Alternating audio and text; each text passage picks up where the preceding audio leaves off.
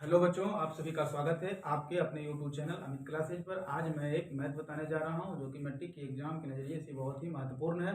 तो चलिए देखिए क्वेश्चन क्या है। ये क्वेश्चन कहता है कि अभाज्य गुणनखंडन विधि से आप क्या निकालिए, किसी भी संख्याओं को अभाज्य गुणनखंडन के रूप में गुणनफल उसका लिखना है।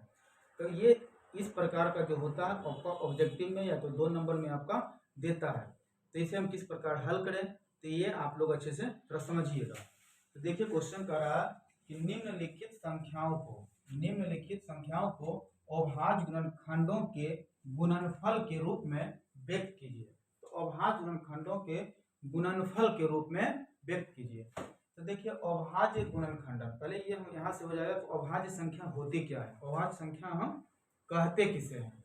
तो अभाज्य संख्या कहते किसे हैं, तो थोड़ा सा उसे समझ लेते हैं पहले। कि अभाज्य संख्या का मतलब होता है कि ऐसी संख्या जो एक और स्वयं से कटे, एक और स्वयं के अलावे अन्य संख्या से नहीं कटता हो, उसे हम क्या कहते हैं, अभाज्य संख्या कहते हैं। तो देखिए अभाज्य संख्या का जैसे एग्जांपल हम देते हैं, तो वो सबसे छोटी अभाज्य संख्या जो होती है वो 2 होती है। ऑब्जेक्टिव के रूप में कहीं कहीं ये भी पूछ देता है कि सबसे छोटी अभाज्य संख्या कौन है, तो कौन होती है, तो 2 होगी। और इसमें एक तरह से और क्वेश्चन पूछा जाता है कि सबसे छोटी सम अभाज्य संख्या कौन है। तो ये एकमात्र सम अभाज्य संख्या है जो कि 2 इसका आंसर होगा।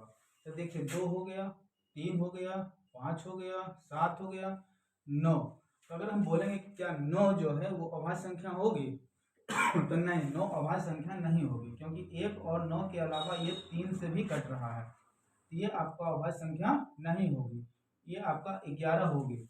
तो समझ में आया कि अभाज्य संख्या हम किसे कहते हैं। तो अभाज्य संख्या हम कहते हैं कि जो एक और अपने आप के अलावे अन्य संख्या से ना कटती हो, उसे हम क्या कहेंगे, अभाज्य संख्या। तो देखिए इसको हम फ्रैक्शन में तोड़ते हैं, पहले गुणनखंडन के रूप में तोड़ते हैं। इस अभाज्य गुणनखंडों के गुणनफल के रूप में लिखना है।